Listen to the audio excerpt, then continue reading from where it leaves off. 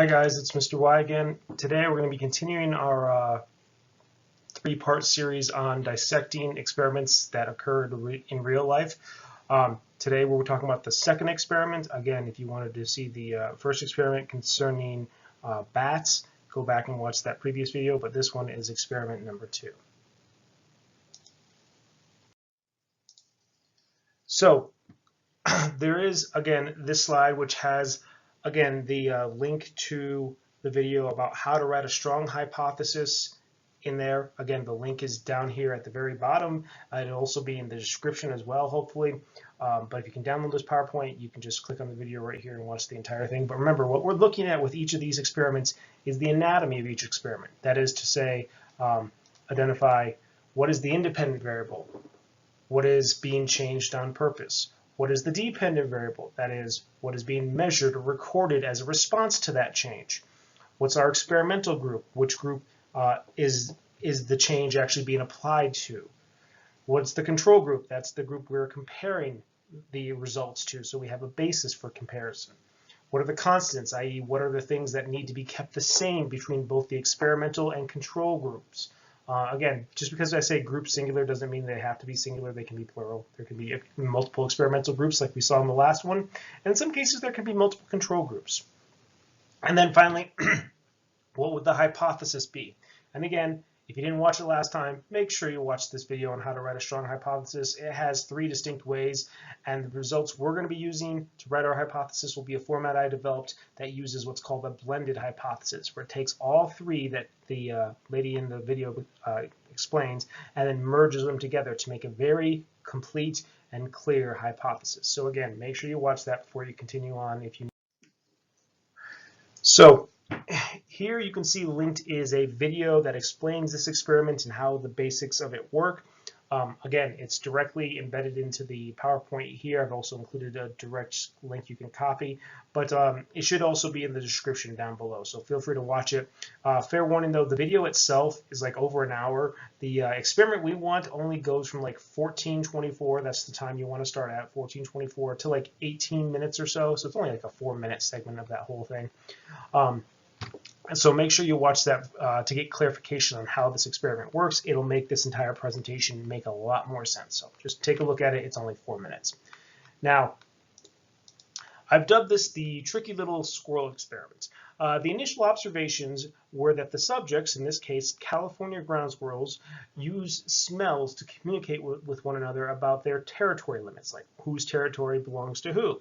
That's a pretty common fact and observation about squirrels.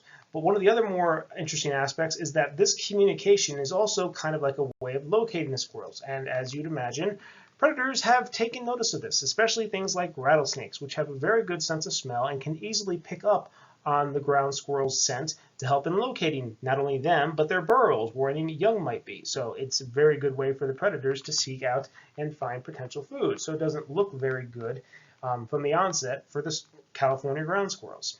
However, what the researcher in the experiment is concerned with is how they could have such a, an obvious weakness, and more specifically, is there anything to do in correlation with a weird behavior she had noticed, which is, I believe she dubs it as chewing and application, which is where she would observe California ground squirrels would actually chew on rattlesnake skin, snake skin, and then they kind of make it into, as she calls it, a paste, and then they apply that paste to their fur. And in fact, they know they apply it to also the fur of their young as well. They don't mention that in the video, but they do. The parents will apply it to the fur of their young. And so she was wondering, is there any correlation between the fact that rattlesnakes could pick up on this and this weird behavior, as in, like, what is the purpose of this behavior? Is there any connection here? So make sure you watch that experiment again, from 14:24 to about 18 minutes or so, just to see what she was testing and make sure the rest of this makes sense. Because our next slides, we're going to talk about the various anatomical features of this experiment that she runs. Okay, so I took a screenshot from the video, and you can see here the researcher working with rattlesnakes here, and you saw, hopefully if you watched the video, how she was testing their ability to smell in certain ways. So let's talk about some of the variables here. what was she actually changing when she was experimenting with the rattlesnakes?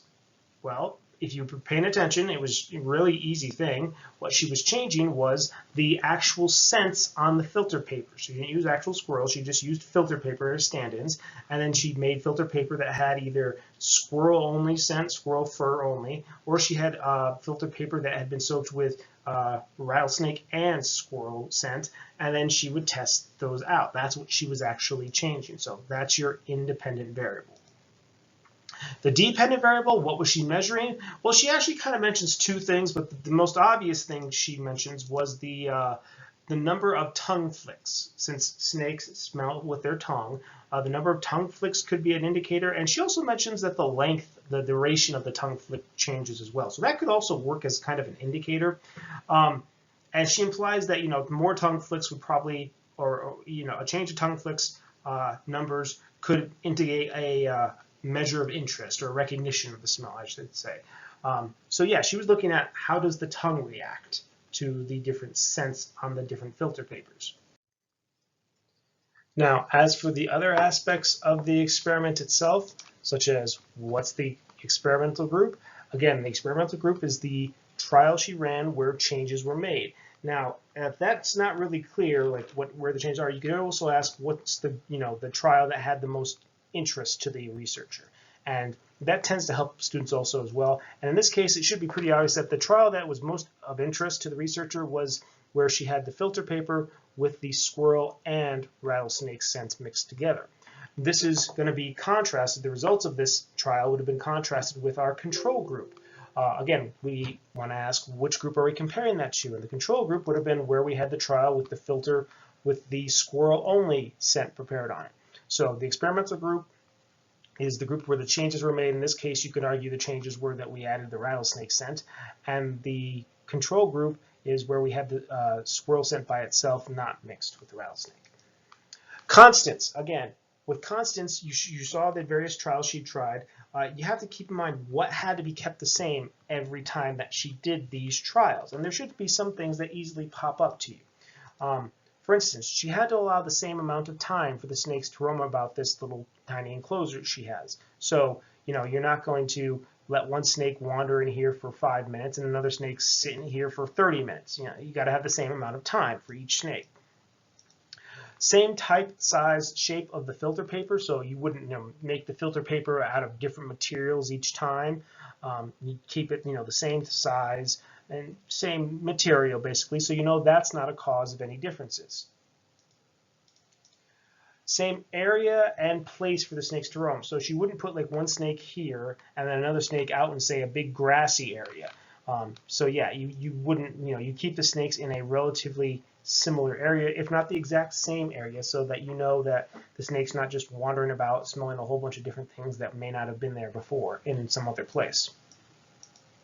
Same lighting conditions, and it may have been difficult when you were watching the video to actually see the filter paper, and I think that was actually on purpose. I think she chose to put this white paper up specifically so that the filter paper blended in, and so that she knew she was controlling for color, so that there was no color difference between the filter paper and the background, so that the snake wasn't just being attracted to a a piece of circular material that had a different color to it. And the same testing time after making each scent. So you saw how she prepared the different samples. So she wouldn't have done like one preparation with the squirrel only scent and then let it sit for a day, and then another preparation for the squirrel and rattlesnake scent, and then let it sit for only 5 minutes. So you allow for the same prep time and then the testing of that after the preparations are complete. So all that stuff has to be held constant, or else you run the risk of the results in this case not being pretty valid, because there could be something else that the snake is detecting. And I already mentioned this, the filters in the background are the same color, so yeah, that was to control for color. So yeah, lots of different things all have to be held.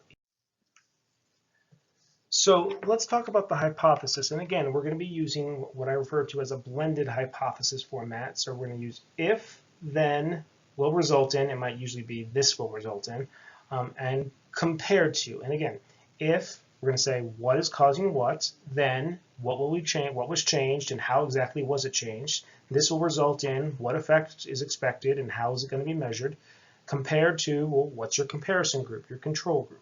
So that's the way I've worded this, and I've kind of tried to save space a little bit here. So if I add in a few tiny words here and there, it's just so it reads a little bit easier. But yeah, it should all come out into this basic format, and you'll see again why this works as a very good way of giving you a very clear hypothesis, I hope.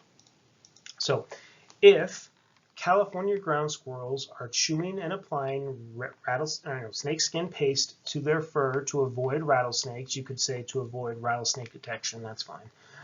Then by offering rattlesnakes a chance at smelling either squirrel-only scent or squirrel scent mixed with rattlesnake skin, that's what we are changing exactly, this will result in the snake showing more tongue flicks as a sign of interest for the squirrel scent alone. Again, that's their indication that they're detected a potential prey source.